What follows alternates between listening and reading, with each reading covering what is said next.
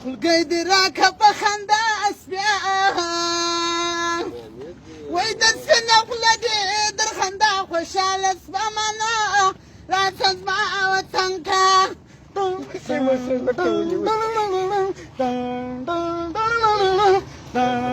د سپینې خولې دې دندې غواړم وای که ته چرسي زما څنګ ته یو راشه نو یاره یاره یاره